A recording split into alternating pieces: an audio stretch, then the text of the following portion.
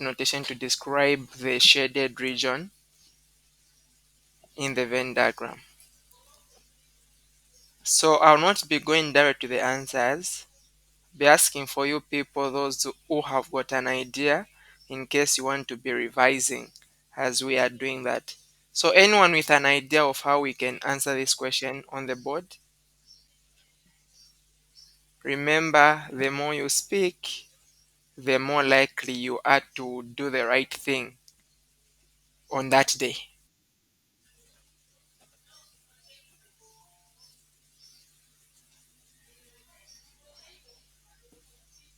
Anyone with an idea?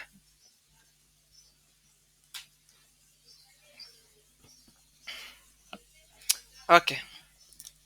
So if you are feeling shy, it's up to you. You also feel shy in the exam. So when you look at these sets, see, we can start with one part. You have got this part. Let's say if it is only this part which was shaded. This is set A, this is set B. So we have shaded what is in A, but we have removed everything in B. So it is in A but not in B. It is in A but not in B. So it is basically A, you remove B. Okay? That is for this first part. And then for the other one is just opposite. Here is your A, here is your B. They have shaded this part. So you are talking about elements which are in B but not in A. And then they've now gotten these two sets and combined them. So it is just A minus B, okay, intersection B minus A. That's the answer there. A minus B intersection B minus A. But then you can do something. You can simplify this. You can simplify it. You know what A minus B means. A minus B means, anyone, what does A minus B mean? Be free, just open your mic. Yes, Mukuka, Chipasha. Very good. So this is A intersection B complement. And then we have got again intersection. The other one here is B intersection A complement. Okay, this is the same thing. What you can do is that you can do a distribution. You can do a distribution.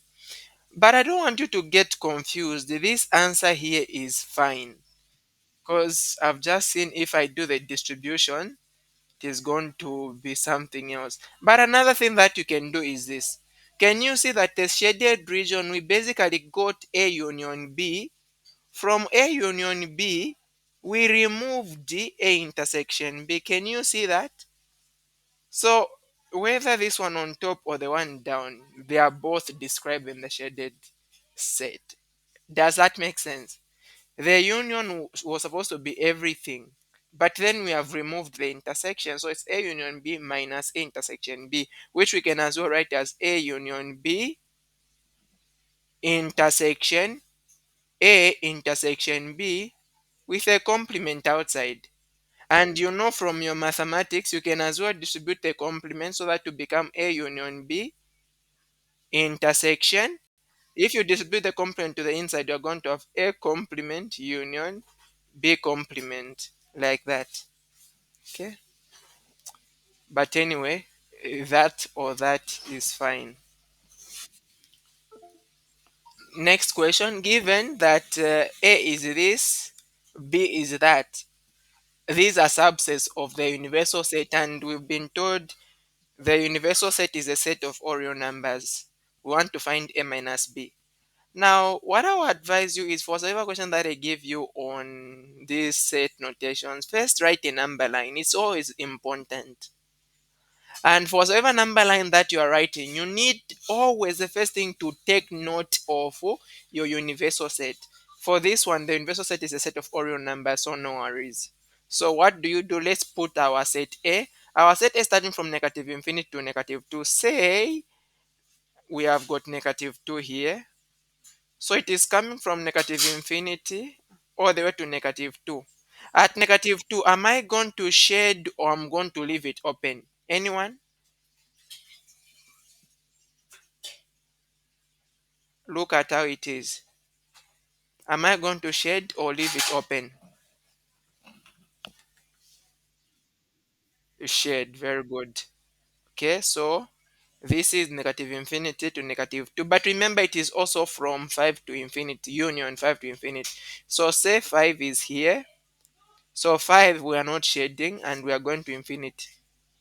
So there is no set that you can write where infinity is closed. Infinity can never be closed. Infinity is always open because we don't know what the number infinity is. So it's always an open set.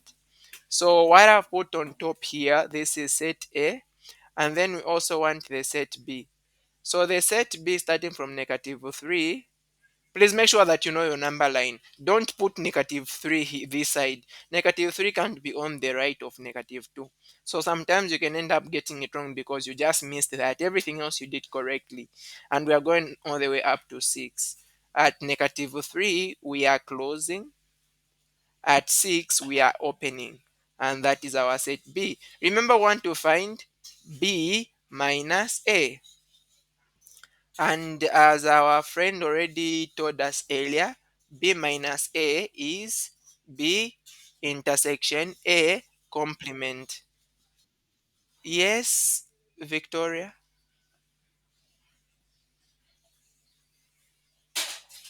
I've seen a hand.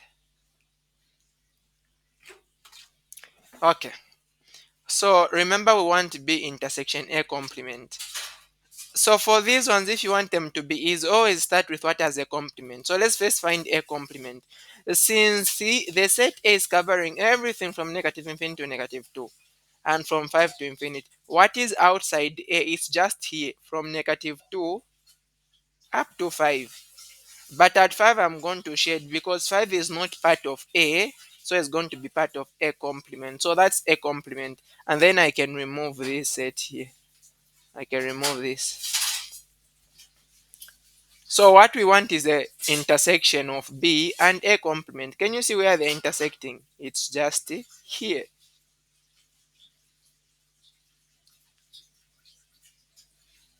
And because negative 2 is not part of the set A complement, negative 2 can't be part of the intersection.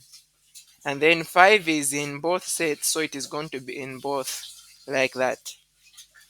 So you find for this question, if you just miss a bracket, you can lose. Some will give you 1 mark, others might just decide to give you nothing because of just using a wrong bracket. Are we fine with this question? Is there anyone who has got a question?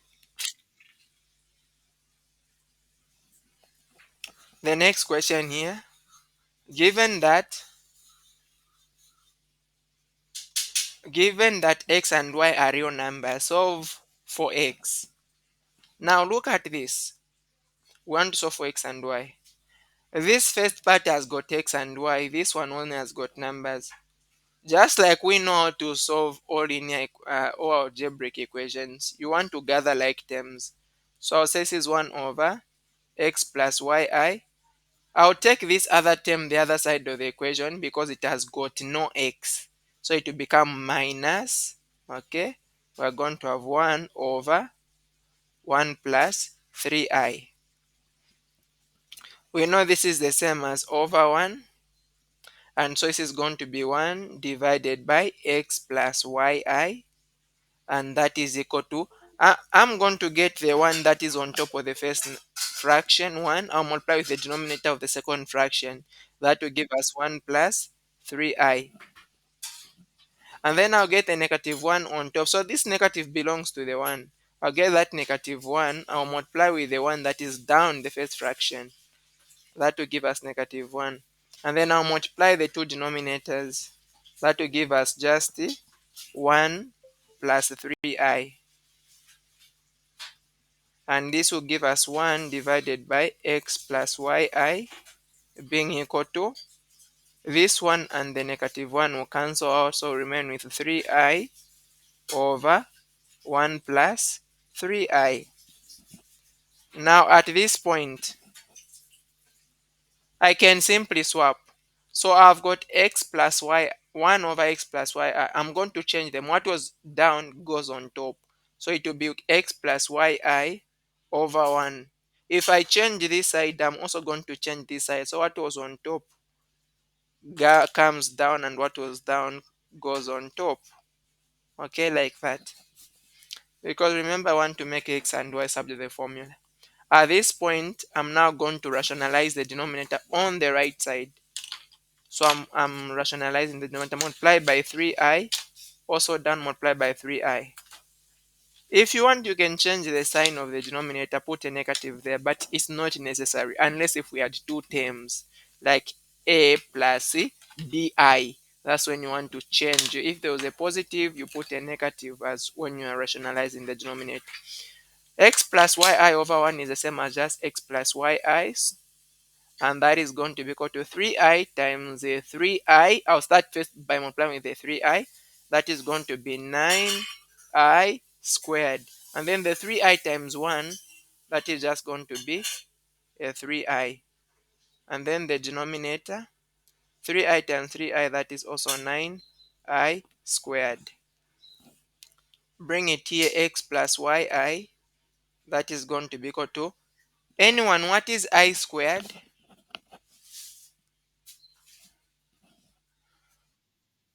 Negative 1. All right, so 9i squared is going to be negative 9, and then we have got plus 3i over, down we're also going to have negative 9. Now we are going to split the denominator to both numerators, so we're going to have negative 9 over negative 9, and then we have got plus 3i over negative 9. That gives us x plus yi is equal to, this is going to be 1.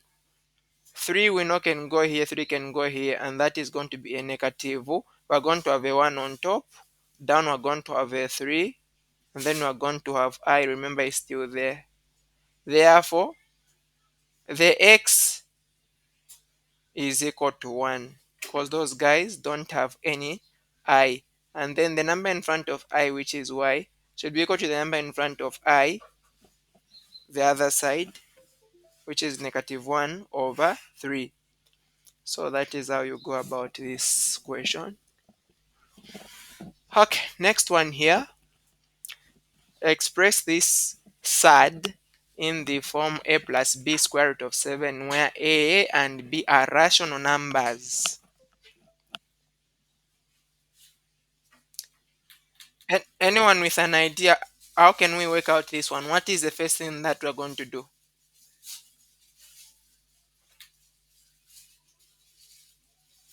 What is the first thing that we're going to do for this one? Yes, yes. Okay, very good. Multiply by the conjugate of the denominator, right? Not for the numerator, but the denominator. So the conjugate, you simply change the sign. You can decide to change the sign of either this guy or this guy, but so that you don't complicate your life, just change the sign of the term that is on the middle of the middle sign. So that to be square root of 7 plus 1. Do the same also on top, square root of 7 plus 1. Now start crossing and multiplying.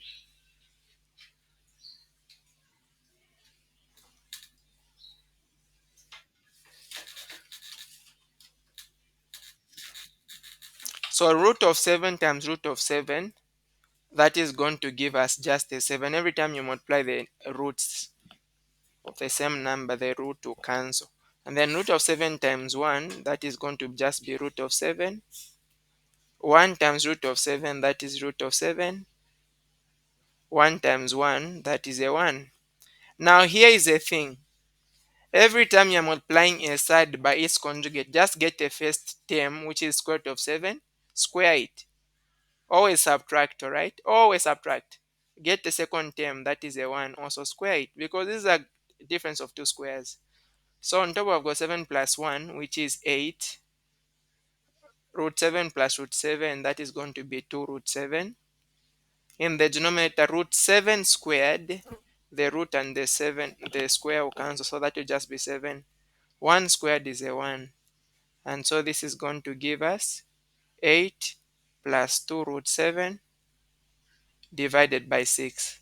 Simply split the denominator to both numerators, so that is 8 over 6 plus 2 over 6. Of course, there's a root 7. If you want to get 2 marks, end here. And if you want to get all the 3 marks, just reduce. 2 can go into 8 and into 6. That will be 4 over 3. 2 can go into 2 and 6. That is going to be a 1 over 3. And then you root 7. So, as simple as that. Hope that is okay. Next question. Find the coefficient of x squared in the expansion of what we've been given here. Now, if you look at this term, we have got 1 plus x to the power 2. What is in the denominator has got a negative power. So I can take it up and the power is going to become positive. So that is 1 plus x squared and then 1 minus x to the power 3. And what you want to do is that expand each term first. So start first by expanding this guy. 1 plus x squared. When you are expanding something that is raised to the power 2, what you simply do is get the first number, which is a 1. In this case, you square it. That will be 1. Get the power, which is 2. Multiply with the 1. And then multiply by x. That is going to be 2x. And then get the second number, which is x. You square it. That will be x squared. When you're expanding something that is raised to the power 2, more than power 2, the best that I can use here, which is easy, is the binomial theorem. For the binomial theorem, the first term, just get it the same way it is. Raise it to the power. What's the power that you have? You have got power 3. Raise it to the power 3. And then put a plus here. Write the term that you are dealing with. You are dealing with power 3. And then put a 1 down. Get the first term again. The first term is a 1. So subtract the 3 minus 1. That will give you power 2. Come in the brackets again here. Get the second term, which is negative x. The number that is down, the 1, will become the power. And then plus. Go to the next. You have got a 3. Now put a 2 here. You can see it's increasing. It was 1. It's now 2. Get again the first term, which is still a 1. Subtract 3 minus 2. That is going to be 1. So 1 to the power 1. And then write again the second term, which is negative x. The number that is down here, which is a 2, will become the power. So raise it to the power 2. So when you reach at 3 combination 3, I will not write 3 combination 3. This was 3 combination 2. Don't write the same 3 combination 3. Instead, just get the last number, which is negative x. Okay, the last number in the brackets, and then raise it to the power 3.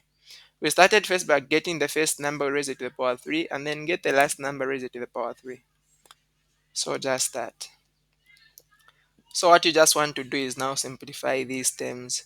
This 1 to the power 3 is just 1. What is 3 combination 1? 3 combination 1, you can as well write it like this.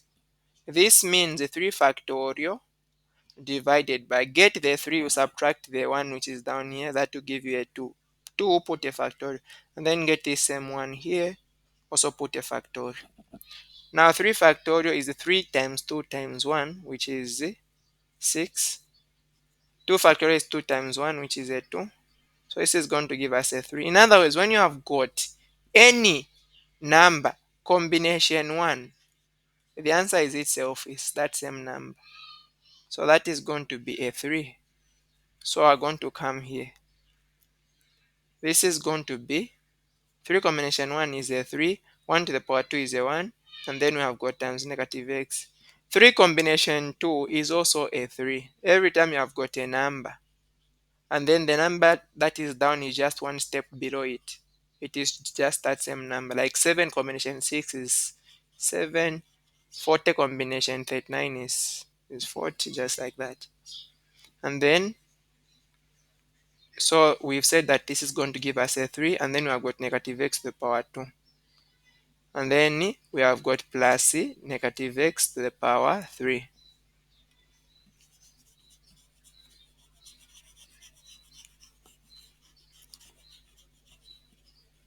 If you are not okay, don't be shy to ask. Remember, you are going to find this soon. This is going to be 1, okay? And, okay, the first one, I've left out one term here.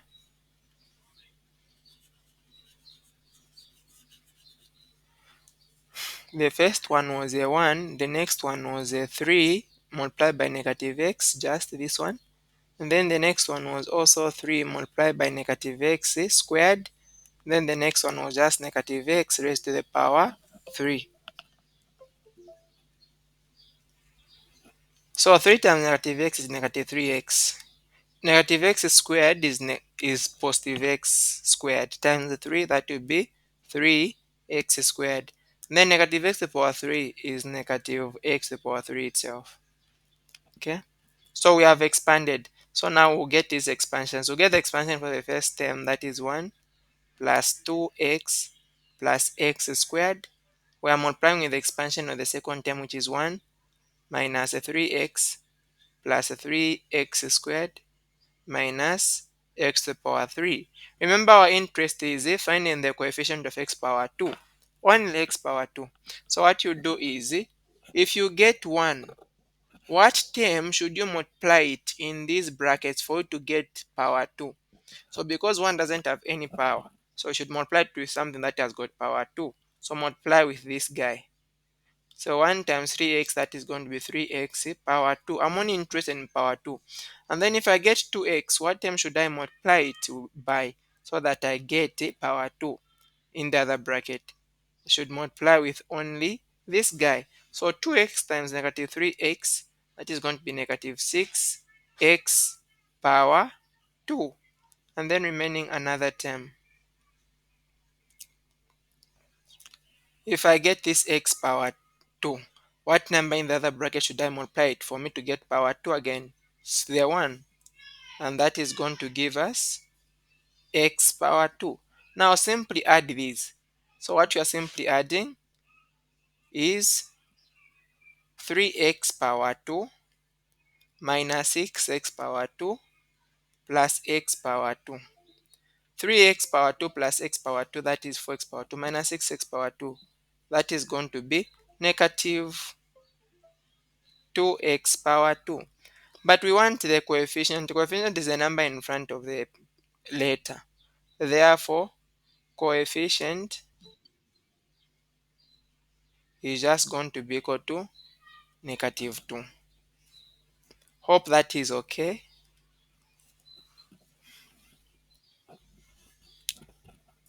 Next question.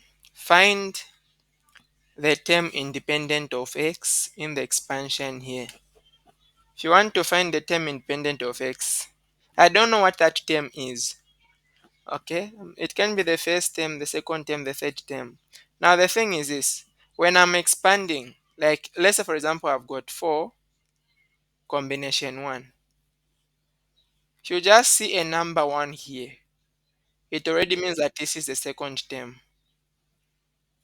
If you see 4 combination 3, if you see a 3 here, it already means that this is the fourth term. In other words, the number that you are seeing down here, add a 1 to it for you to get the term that you are talking about. Hope you get it. So we want to find the term independent of x, but I don't know what that term is. So what I'm just going to do is I'm going to say this. The highest power that we have there is 12, so I've got power 12. Okay. And then I don't know what term that is. So let's say the term independent of x is rth term. We're going to say that rth term is equal to, I remember we said that when you are dealing with the rth term, the term that is inside here is what? is always one step less, isn't it? So like if it's the fourth term, down here we're going to have 3. If you're talking about the seventh term, here we're going to use 6. So in other words, whatever term that you're talking about, just subtract a 1. That's the one that you put here. Okay. So that is a basic thing. So the rth term is 12, minus 1. And then what we are doing is we are going to get the first term here, which is the 2x squared. And then get the power, which is the 12 here. Subtract what is down, the r minus 1. And then get the second term in the brackets, which is this guy, negative 1 over x. And then whatever that was down, that becomes this power, the r minus 1.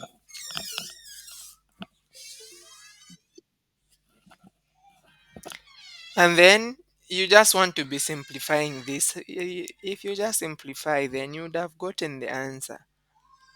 So this is going to be 12 r minus 1. And then we have got 2x squared. Now here 12 minus r minus 1, like that is the same as 12. I'll distribute a negative, that will be negative r plus 1. So 12 plus 1, that is a 13. And then we have got r. And then we have got negative 1 over x, r minus 1.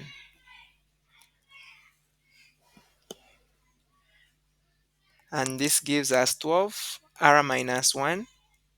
We have got 2x. This power 2 that we can see, I'm going to distribute it to what is inside. Okay. Now again, what I've written here is different with what we actually have. This is where we miss it in mathematics. So it's this one which is supposed to be in the brackets. This means that 2, the 13 minus r is a power for 2. It is also a power for x, not the way I wrote it. So I can now split them.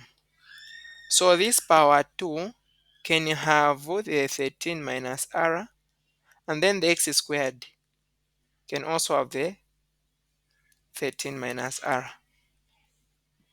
That is the same here. We have got negative 1 over x raised to the power r minus 1. If we split them, we are going to have the negative 1 having the r minus 1 as a power. The denominator we have got x, so that will be 1 over x. It also has the r minus 1 as a power. I've split everything. And this is still 12 r minus 1, 2 to the power 13 minus r. And then we have x. I'll distribute the power 2 times 2 times 13, 26, 2 times r, 2r. Now you know that 1 raised to the power anything, the answer is 1. But well, I can't guess for now because it's a negative 1. So I'll still write it like that. And then again, I'll distribute 1 to the power r minus 1 is a 1. But in the denominator, I've got x. It is also going to be raised to the r minus 1. If you want a term that is independent of x, to be independent of x means the term that doesn't have the letter x. So what do you do in that case? Just get this one. The term that is on top, the x that is on top and the x that is in the denominator, their power should be the same if you are supposed to have a term that is independent of x. Therefore, I'm going to equate those powers. We'll say 26 minus 2r is supposed to be equal to r minus 1. I'll take the 2r the other side, I'll take 1 the other side, so it will be 26 plus 1 is equal to r plus 2r. And this is going to give us 27 is equal to 3r. Divide both sides by 3. I'm going to find that r is equal to 9. Is that true? How many times is the 3 going into 27? Mathematicians. If we say 6 plus 6,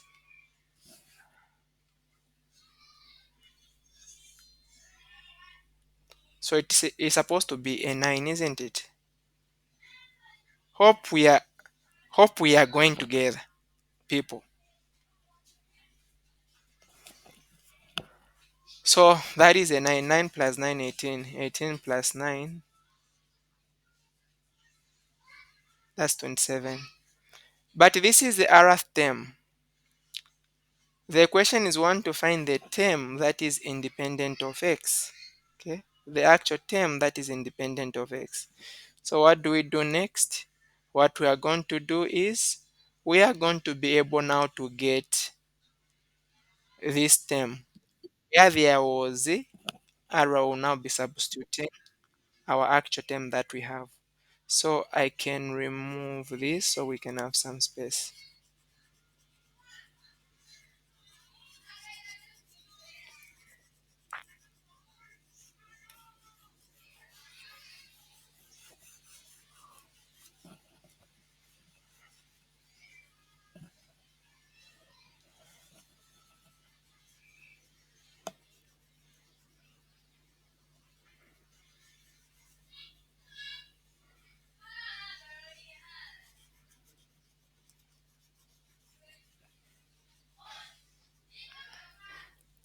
So the next thing that we are doing is simply substituting as we said. So we now know that then the ninth term is a term that is independent of x. So therefore we're going to say ninth term, ninth term is equal to, we have got 12. Remember when you're talking about the ninth term, we're supposed to have 8 here. And then write the first term, which is 2x squared. Subtract 12 minus 8, that will be 4, that will become the power. And then write the second term, which is 1 over x. The 8 becomes the power. So here I've got 12 combination 8, which is the same as 12 factorial divided by 12 minus 8, that is 4. 4 factorial, and then the same 8, write it also down with a factorial. And then we have got 2 to the power 4. Remember we are distributing the power 4 to everything that is in the brackets. 2 to the power 4 is 16. And then x to the power 2 times 4. So just multiply 2 times 4, that will be 8. Negative 1 to the power 8 is just a 1. And then x in the denominator is also going to be raised to the power 8. Can you see that this will cancel with this? That's what we call term independent. It doesn't have x because the x is cancelling out. And then we know 12 factorial is 12 times 11 times 10 times 9 times 8. I can end at 8 and put a factorial. The reason for that is because in the denominator I also have 8 factorial. We also have 4 factorial. 4 factorial is 4 times 3 times 2 times 1. And then we have got 8 factorial. Then we have got times 16. So this can cancel with this. Okay. And then we have got 4 times 3. This is a 12. It can cancel with a 12 here. And then we can have this 2 going into 16. That would be 8 times. And so we have got 11 times 10 times 9 times 8. Now already we know 11 times 10. That is 110. So I've got 110 times 9 times 8. So that is what we are simply multiplying. And the answer is going to give us 7,920. Okay, that will be the term that is independent of x. Hope it is fine. The next question.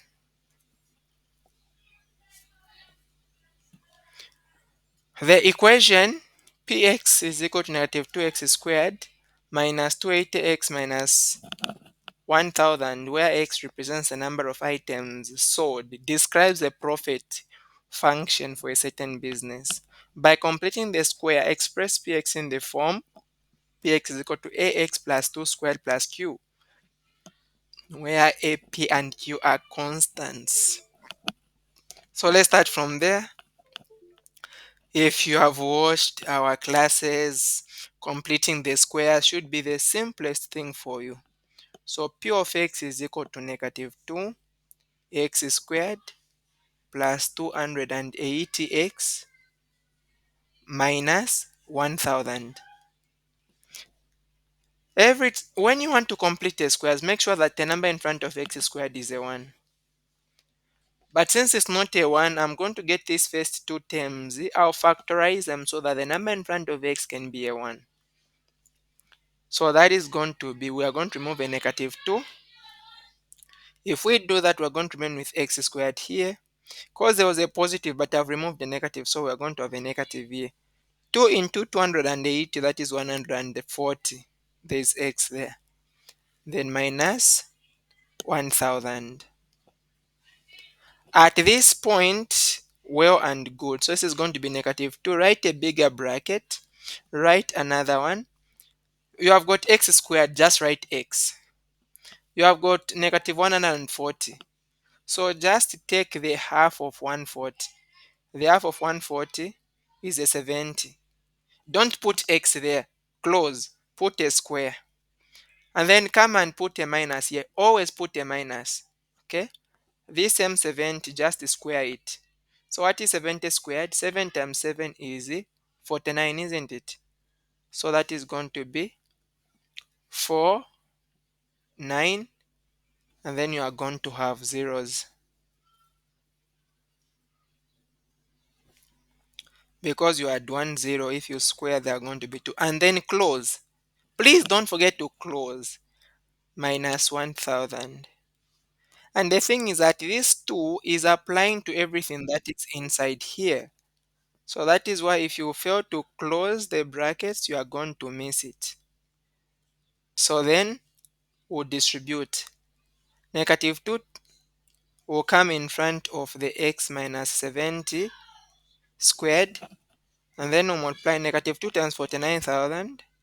That is going to be now positive 9,800. And then we have got a 1,000 outside. So this is going to give us negative 2 x minus 70 squared. 9,800 minus 1,000. That is going to be 8,800. So we have completed the squares. That's for the first part. The second part is saying find the number of items that should be sold to maximize the profit. When you look at a graph, it's a quadratic function graph. X-axis, y-axis. You can find the turning point after completing the squares. This value here, the negative 70, just change the sign. That is the x value. If it was negative, put positive. And then this 8,800, that's the y value. So the turning point for this graph is going to be at 70. Let's say 70 is here, comma, 8,800, 8,800. This graph has got a y-intercept of negative 1,000. Because the number in front of x squared was negative, it means that this graph has got a maximum. It's the maximum point. So this graph will move like this. So they even said that x represents the number of items sold. Okay? X represents the number of items sold, and then the function itself describes the profit, or y represents the profit. So this value here, can you see that it's the maximum point of the graph? That is a profit. Okay, that's the maximum. Find the profit. Maximum profit. So the first question is actually find the number of items that should be sold to maximize the profit. The number of items that have to be sold to maximize the profit. If you want to get maximum profit, you need to sell 70 things.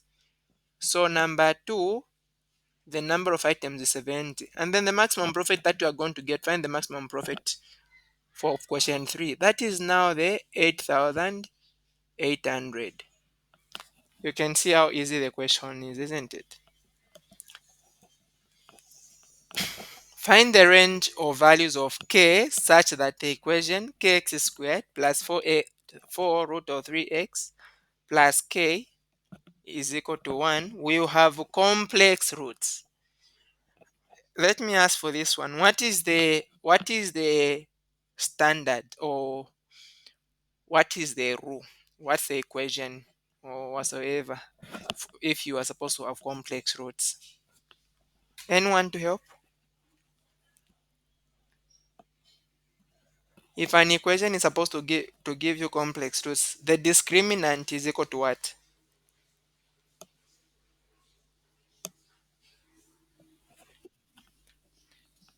Yes, Faith, or whose hand? Boalia.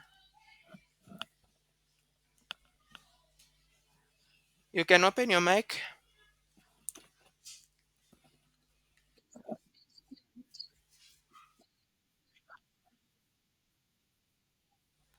Okay, good. But just one thing that you should remove from your statement. So when b squared minus 4ac is positive, positive means that it's greater than 0. Then you have got real roots. Okay, two real roots. And then if b squared minus 4ac is equal to 0, you only have got one real root. One real root. When your b squared minus 4ac is a negative number, it's less than 0, then you have got two complex roots. Two complex roots. When b squared minus 4ac is greater than or equal to 0, can you see it's a combination of these two? Is greater than or equal to.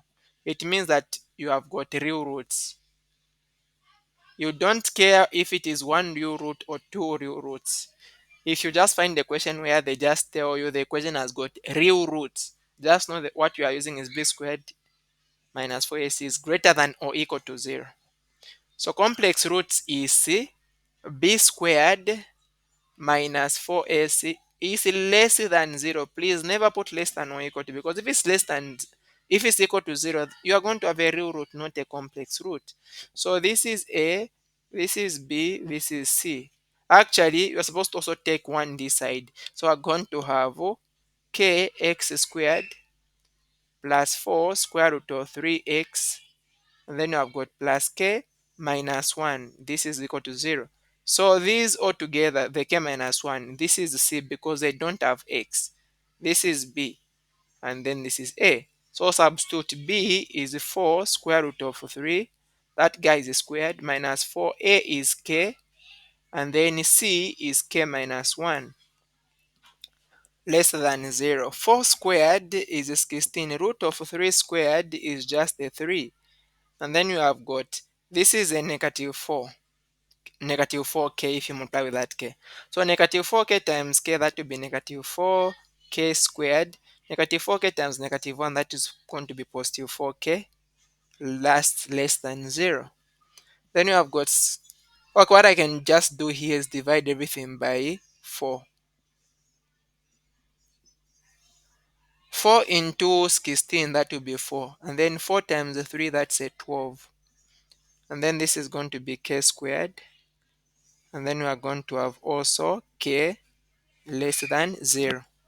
Just arrange the equation so that you have got k squared as the first term to be negative k squared plus k plus 12 is equal to 0. The product here is 12. The sum is positive 1. Actually, the product is negative 12 because of the negative k squared. So which two numbers can you multiply to give you negative 12? If you add them, you get a positive 1. Anyone?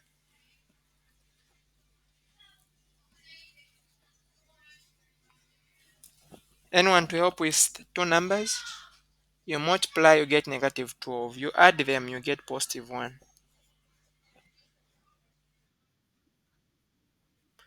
Very good. Negative 3 and a positive 4. Therefore, this is going to be negative k squared. We'll put negative 3k, then positive 4k. and then positive 12, that is equal to 0. Factorize out our negative k will remain with k plus 3. Factorize out a 4, remain with k plus 3 is equal to 0. You can see I'm writing equals, but this is an inequality. So be negative 4, negative k plus 4, k plus 3 is equal to 0. If you equate this guy to 0, go and find that k is equal to 4. Equate this one to 0, go and find that k is equal to negative 3. What you just want to do is this, very easy. This is a number line. You are putting your negative 3 first and then 4 because that's how they come on the number line. Put the things you equated to 0. You equated to 0 negative 4 plus negative k plus 4 and also k plus 3. Just want to see how the function is going to be behaving. For negative k plus 4, when we equated it to 0, we found 4. So you get any number above 4, like a 5, you put in negative k plus 4, it will give you a negative. Negative 4 plus negative 5 plus 4 is negative. Immediately you cross 4 for this factor, like for example a 3, negative 3 plus 4 is positive. So immediately you cross 4 is a positive. When we got k plus 3 equated to 0, we found negative 3. If you use any number above 3, negative 3, for example a 2, it is going to give you positive. But when you just cross a negative 3, it will give you negative. For example, negative 4. Negative 4 plus 3 is negative. Remember, these two factors are multiplying, so interested in the product of the signs. Negative, negative is negative, positive is negative, this is positive, this is negative. But we want where our function is less than 0, meaning where it is negative. Okay, so starting from here going this side, starting from here going this side. Therefore, our solution set is going to be from negative infinity to negative 3 union from 4 to infinity. That is the answer for this one. Hope it makes sense. Is there anyone who is lost?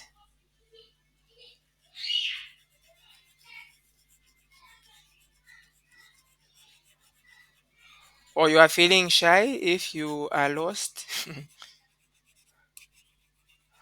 So we can answer the second part of the question. The roots of a equation 2x squared minus 4x is plus 5 is equal to 0 are alpha and beta, and we want to find the value of alpha squared plus beta squared. If it were you, what would be the first thing that you'd do to answer this question?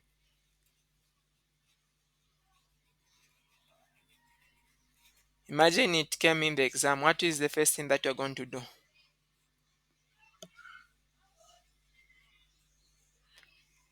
So when you go in an exam, you look at a question for 10 seconds. You can't identify what to do. Leave that question. Go to what you can answer. Those are the questions you are going to come to at the end, because if you still be there on that same question, that's why you are going to end up saying the exam, the time was not enough, because you wasted time on something that you can't answer. And then you just discover when time is over that there are a lot of questions that you could have answered. Okay. So every time you are finding anything to do with roots of the equation, first you need to find alpha plus beta and also alpha times beta. Alpha plus beta is negative what? Anyone who knows?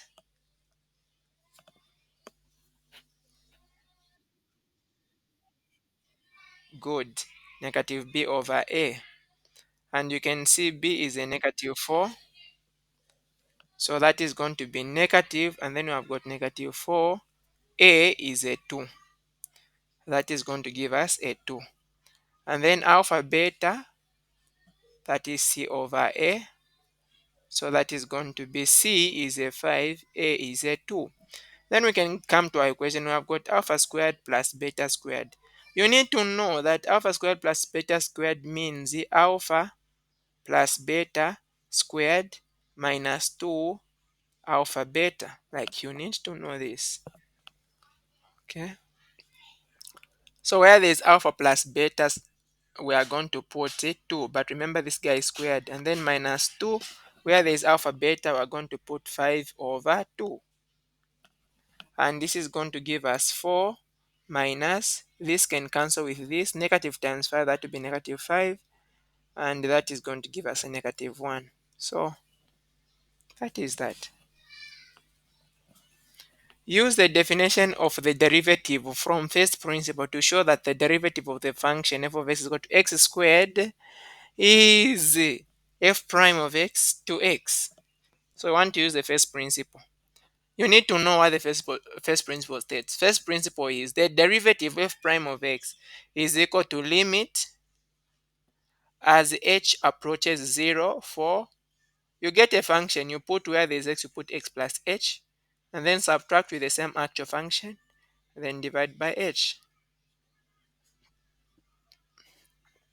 And then now just come in this equation. You can see we have got f of x is equal to x squared. So for the first part, you have got limit as h approaches 0.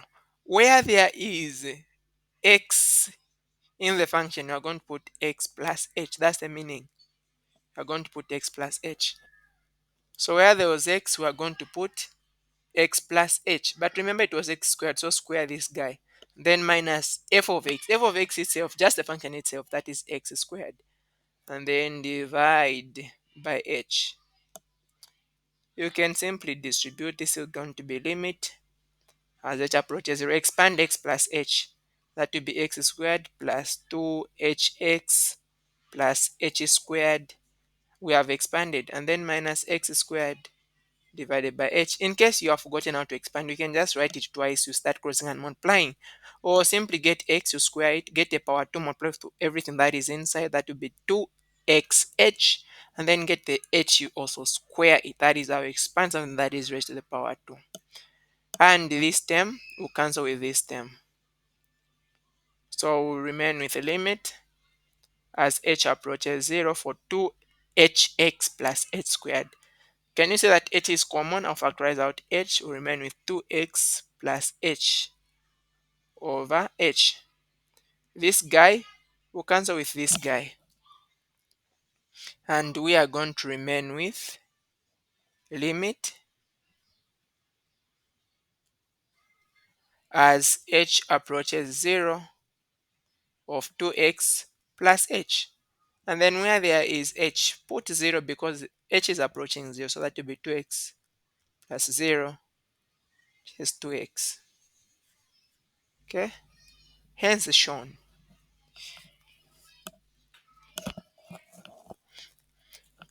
Have you guys reached to this end in calculus? Have you done finding the areas under curves? Okay, find the area of the shaded region. When you are finding the area under the curve, you are basically trying to integrate the function. So you are finding the integral is a definite integral. You look at the upper limit and the lower limit on the x-axis. So look at this. This is the smallest value of x, and this is the biggest value of x for this graph. So the upper limit is a 2, lower limit is a 0. And then what is the function itself? The function is 4 minus x squared. Every time you're integrating, you integrate with respect to a certain letter. So we are integrating with respect to x in this case. So this will be, when you're integrating, when you integrate 4, every time you integrate a constant, just put x on it. When you integrate a number like x squared, add the 1 to the power. The same power that you get, also bring it down.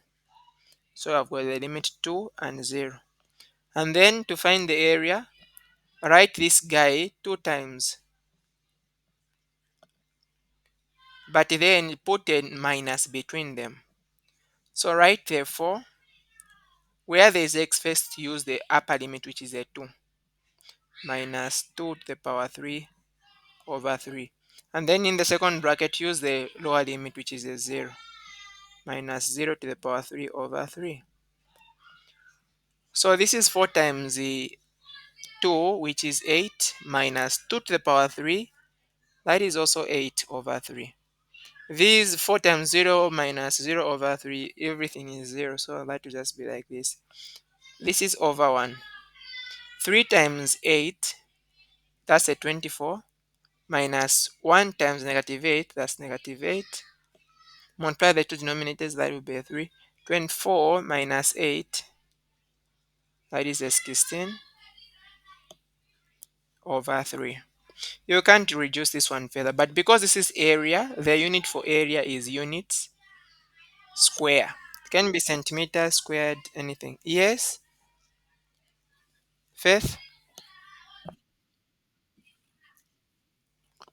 So integration, every time you're integrating a constant, just add the letter with which you are integrating with respect. So since you're integrating with respect to x, add x. If it was dt, add t. dy, add y. When you are integrating just x, that is raised to any power n. When you integrate this guy, what you do is add the 1 to the power. The same power that you get, bring it down. Is that okay? Okay.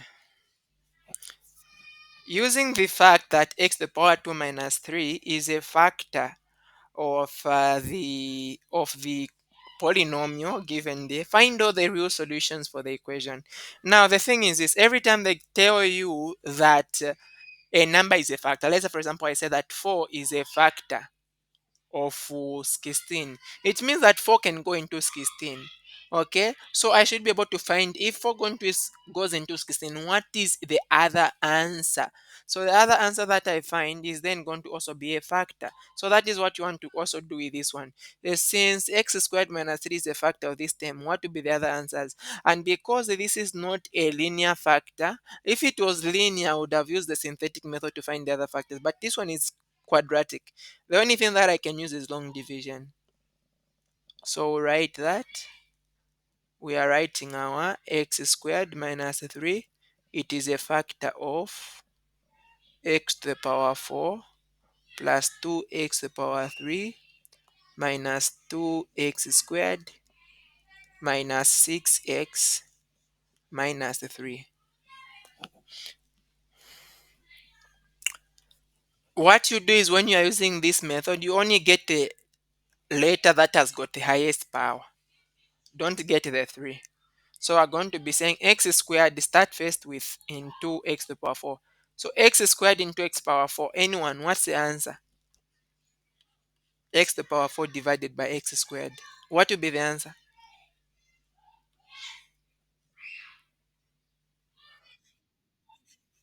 X squared. Good, Kristen. Okay, so that is going to be x squared. And then I'll get this x squared and multiply with the x squared. That will be x power 4. Get x squared multiplied by the 3. That will be negative 3x squared. I'm putting them under their respective terms. Okay, like you can see this is power 2. I've put it under power 2. Please do that. Don't just write it anyhow. So I don't have anything with power 3, so I'll just put 0 x power 3 just for the working's sake, and then I'm going to start subtracting. X to the power 4 minus x power 4 is 0. 2x power 3 minus 0x power 3 is just 2x power 3. Negative 2x power 2 minus negative 3x power 3. Negative 2 minus negative 3. This will just end up being a positive 1. But because you have got a power 2, that is going to be positive x power 2. And then get again the x power 2 here. Take it into 2x power 3. You are going to have only 2x. Are we okay up to here?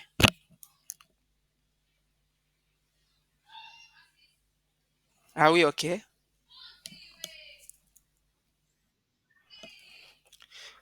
2x times x squared, that is going to be 2x power 3. 2x times negative 3, that will be negative 6x.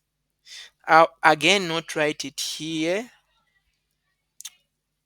Instead, I'm going to come and write it here, negative 6x. So what am I going to do? I'm going to drop this one which has got x also, that is a negative 6x. And then here I'll simply put plus 0x squared just to add up the terms. Subtract again. 2x to the power 3 minus 2x to the power 3 is 0.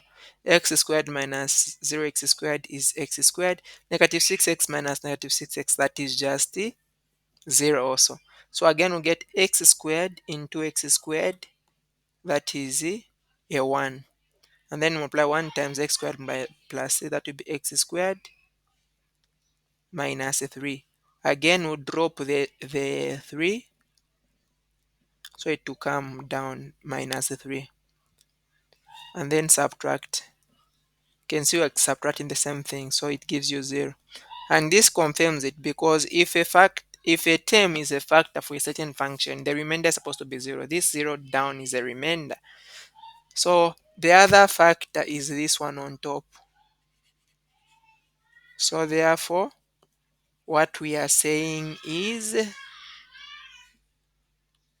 this factor that is given here is basically, if you factorize it, is going to be the first term is x squared minus 3 multiplied by the other term, which is x squared plus 2x plus 1, and this is equal to 0.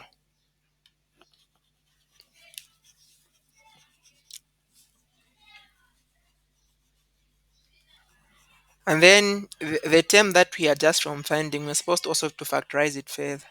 So the product for that term is 1, the sum is 2. What two numbers can we multiply you get 1? If you add them you get 2. Anyone?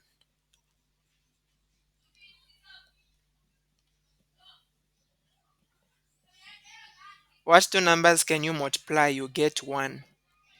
If you add them you get 2.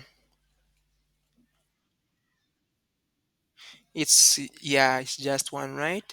So because it's 1, this is going to be the factors that we have is 1 and 1. So it will be x plus 1 and x plus 1.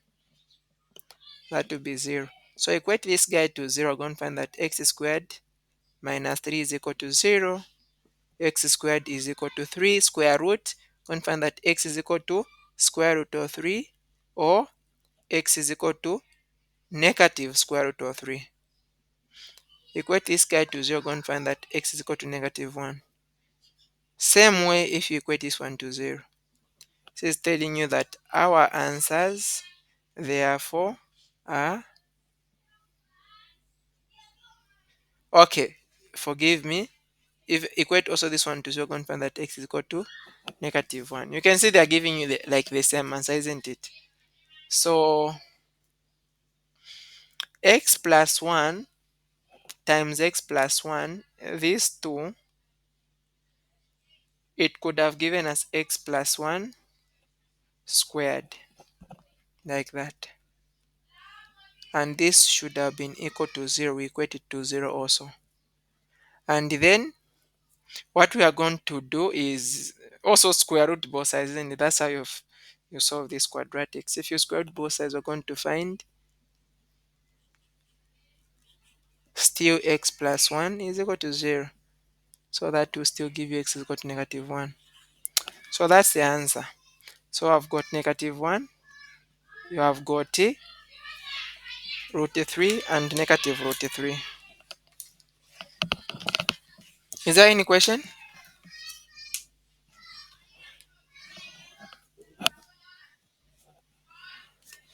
Next question here. For what values of k does the function given give the same remainder when divided by x minus 1 and x plus 2? Okay, it should give the same remainder. Now look at these guys. The factors, we have got x minus 1. Equate this guy to 0. We're going to find that x is equal to positive 1. Get the other guy, which is x plus 2. Equate it to 0 also. We're going to find that x is equal to negative 2.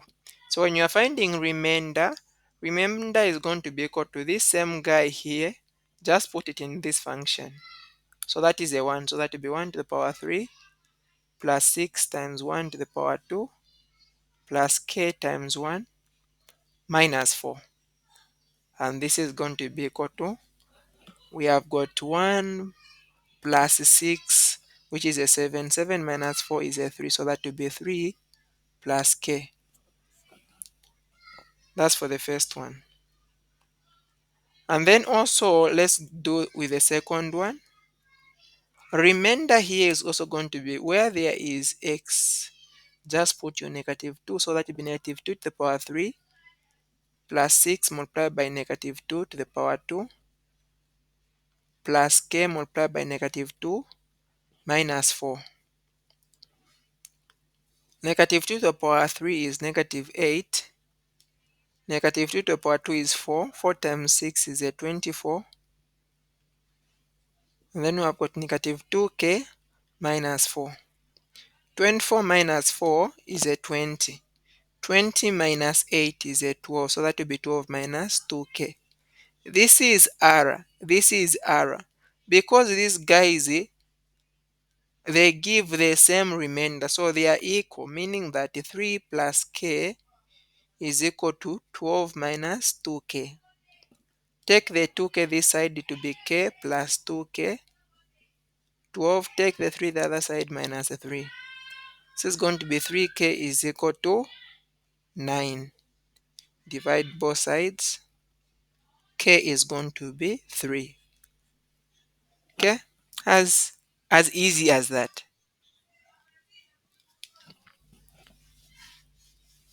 Given that 2x to the power 3 minus x to the power 2 minus 7x minus 5 is that term for the values of x. We want to find the value of a, b, and c.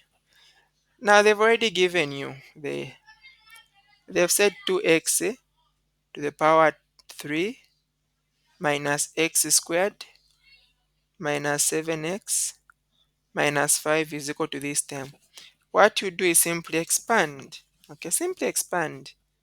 So how can you even expand it? We can first maintain the ax plus b, multiply this x times x, that's x squared, x times 2, that's a 2x, -1 times x, that is negative x, -1 times 2, that is -2. Then you have got plus c. And again,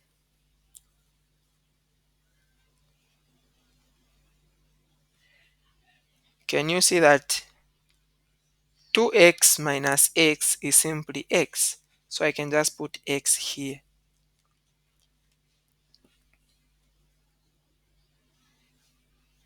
And then distribute ax times x squared, that will be ax to the power 3, ax times x, that is going to be ax to the power 2, ax times -2, that will be -2ax, b times x squared, that is going to be bx squared, b times x, that is going to be bx, b times -2, that is -2b, and then we have got c at the end. So the number in front of x to the power 3 here, that is 2, should be equal to the number in front of x to the power 3 this side, which is a. So meaning that a is equal to 2. The number in front of x squared, which is a -1, should be equal to the number in front of x squared this side. So this number a is in front of x squared, b is also in front of x squared. But we already know that a is 2, so plus b. So take to the other side. So b is going to end up giving you -3. And then you can go to either the constants or the number in front of x. It will all be the same. Let's go to the constant, -5. The constant, the number that doesn't have any x on the left, should be equal to the number that doesn't have any x on the right. So you can see this guy doesn't have x, -2b, and the c doesn't have x. So this will be -5 is equal to -2. Remember b is -3 plus c. If you multiply this, you get a 6. Take 6 the other side, it will become -6. meaning that c is equal to negative 11. Okay, as simple as that. Anyone that is confused? Okay, at least say something. Just someone to say something. You can be talking alone for a long time. Just something. Either I've understood or I've not understood. I just know people are together here.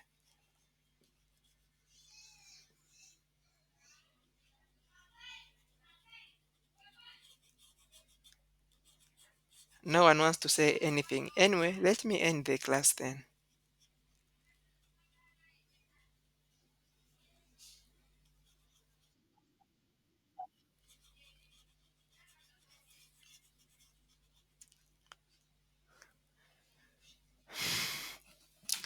Number 2, factorize completely the polynomial x to the power 3 minus 3x to the power 2 minus 4x plus 12. So in case you have not gotten anything, please be able to ask when we are on the question. It will be very hard to go back after we are done. But it's recorded, so you'll still find it. You can go through again. You can even inbox me. We'll talk even more, right? You need to make sure that you understand that. Be free to ask when we are on the question. So we have got this guy want to factorize. This guy is really simple.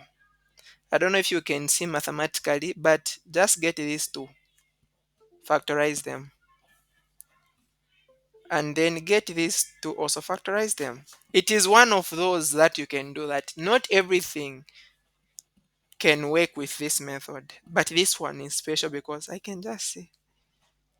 So get the first term. If you factorize x squared from there, you are going to remain with x minus 3. For the second one, factorize negative 4 from there, you are going to remain with x minus 3. Can you see why I did that? Because what is inside here is giving us the same thing. So I've got x squared minus 4, and then we have got x minus 3. X squared minus 4 is the same as x plus 2, x minus 2, and then we have got x minus 3. So we have completely factorized, as simple as that, with no complication. But you could have gone a long way if you wanted. You could have gone by long division or the synthetic method. But that's up to you if you have got some time to spare, right? So that is up to you.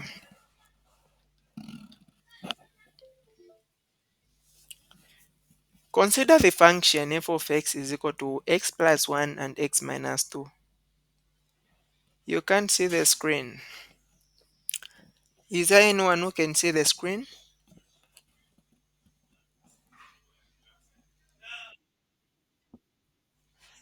Okay, so madam, maybe just the network where you are, you can just try to disconnect and connect back. Okay, so for this question, the first part is identify the critical points of the function. Critical points. Now, when you are finding the critical points, what you are basically doing is you finding the turning point of the function. So before I can find the turning point, I should be able to expand this function. So x minus 2 squared is the same as x squared minus 4x plus 4. And then this guy now I am multiplying with x plus 1. X times x squared, that will be x to the power 3 minus 4x power 2 plus 4x. And then 1 times x, that is going to be x squared. 1 times 4x is 4x, 1 times 4 is 4. And then add like terms, meaning that this guy, if you expand it, is going to give you x to the power 3, negative 3, 4x squared plus x squared to be negative 3x squared And then add the x. 4x minus 4x, that's a 0. So we'll just have a plus 4 at the end. So this is the expansion. And then we want to find the critical points. To find the critical points, what you are just doing is finding the turning point. For a polynomial, the way you find a turning point is that you find the first derivative. So just find the derivative f prime of x, or dy over dx. If you differentiate x to the power 3, what are you going to get?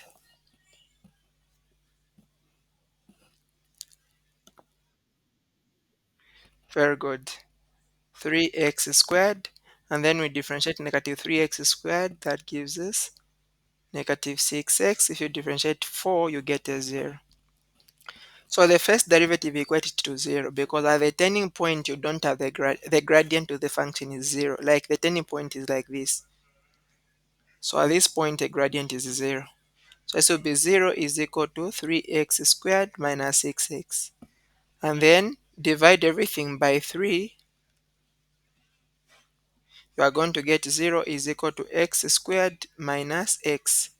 And then factorize out x. You are going to get 0 is equal to x minus 1.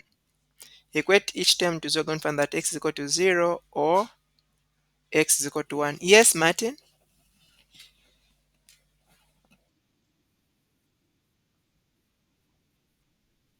A 2, right? Yes, thank you so much. So this is a 2 there.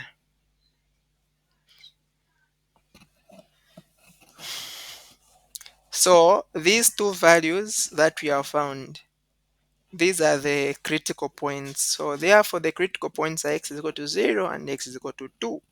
Number 2, determine the nature of the critical points.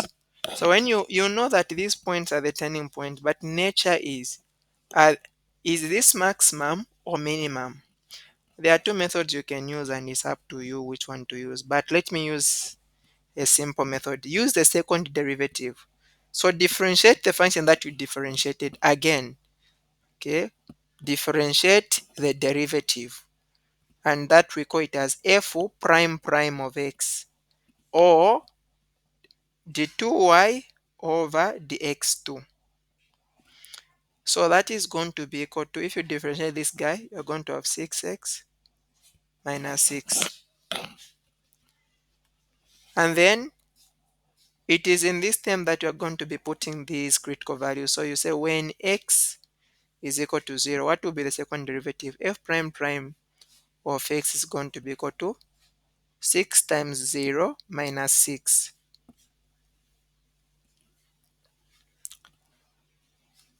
6 times 0 minus 6, that's negative 6. If the second derivative is 0, that means that this is a maximum.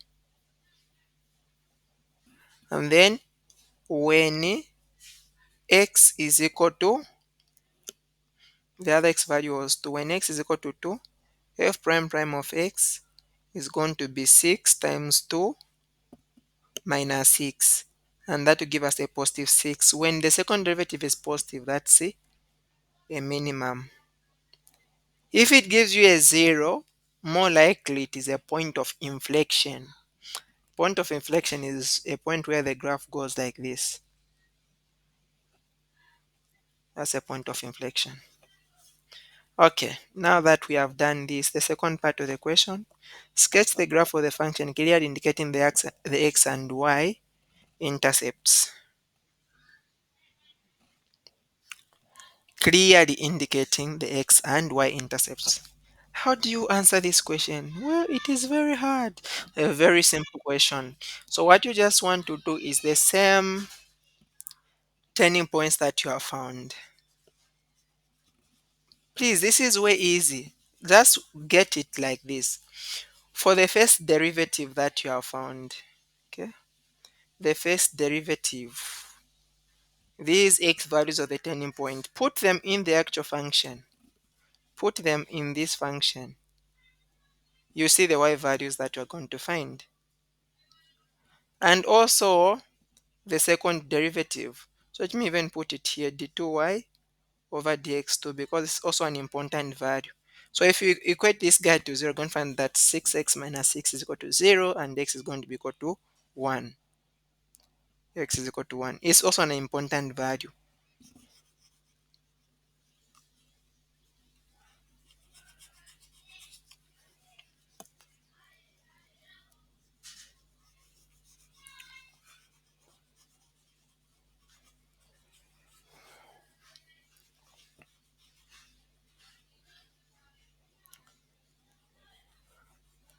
So remember, you can't sketch a graph if you don't know the coordinates.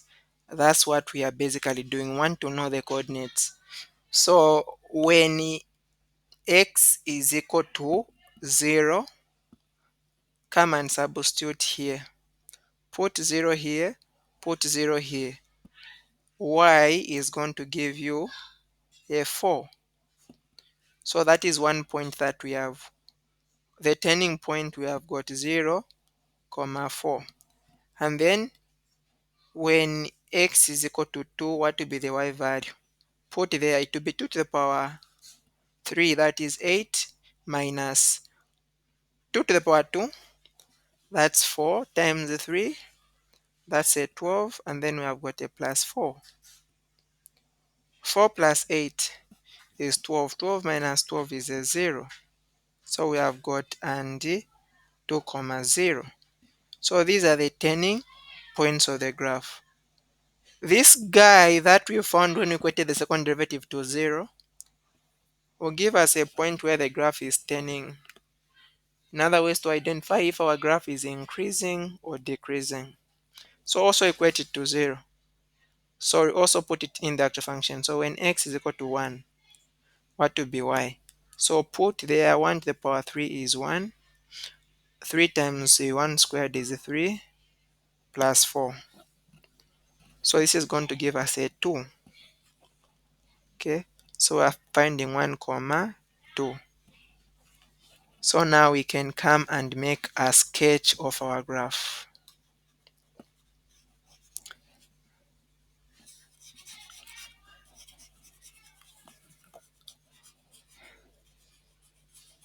If you just following this same method, you can sketch any function, whether it is a fraction or it is raised to the power 4 to the power 5, you can sketch all of them. So what we are going to do is this. Here I'm going to have the actual graph. We have got x and y. Our important points, we have got 0 comma 4. Say 4 is somewhere here. We have got this as a coordinate, a turning point, and 2 comma 0, say 2 is here. This is another important point. We also have 1 comma 2, say 1 is here, and then 2 is here. But this is not a turning point. The turning points is this and this. Okay. And then can you see, oh, I even rubbed. So the graph that we wrote, when anyone who still has it, when we expanded this, what did we get?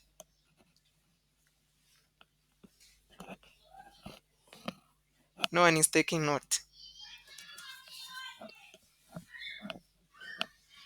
Okay. You want to find the x-intercept or the y-intercept. The x-intercept happens when y is 0 and the y-intercept happens when x is 0. So we're also supposed to know those. But then, let's just put it like so. Remember our three critical values, x values, they are here. We have got 0, 2, and 1. 0, 2, or 0, 1, and 2. Remember, this is a number line, so make sure that they are in right order. 1 and 2. On top, we are going to have the first derivative. Down, we are going to have the second derivative.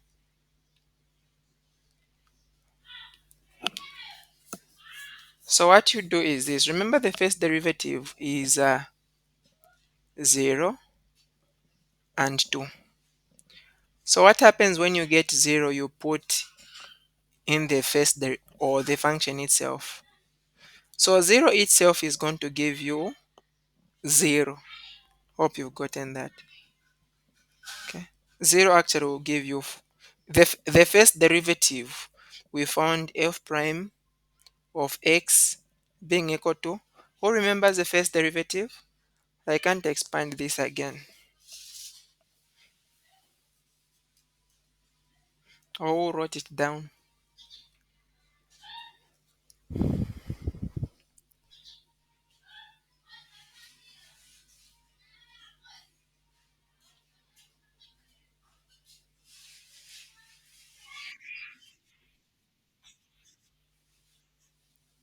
Okay, thank you.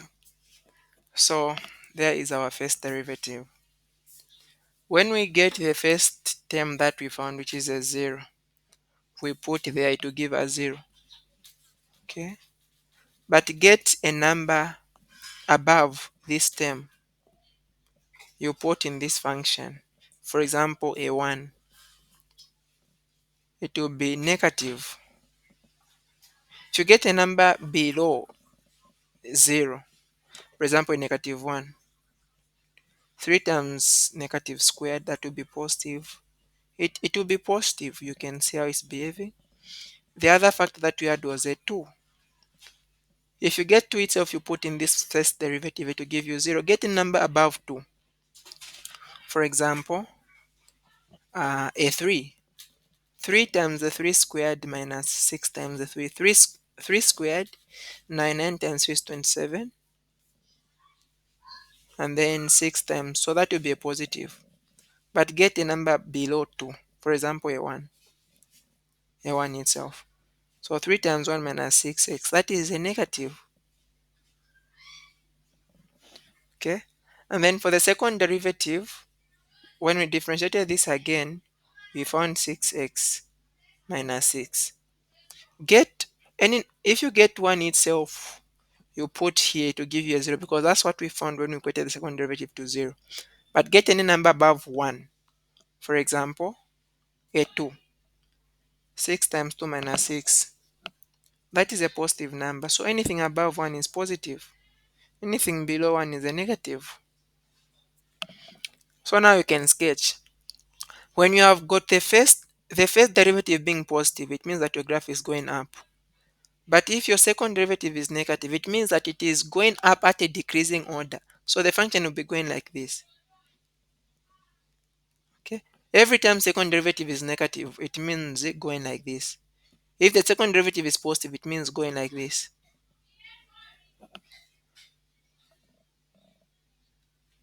And then for the second one, the first derivative is negative, meaning that we're going to have a line that is going downwards.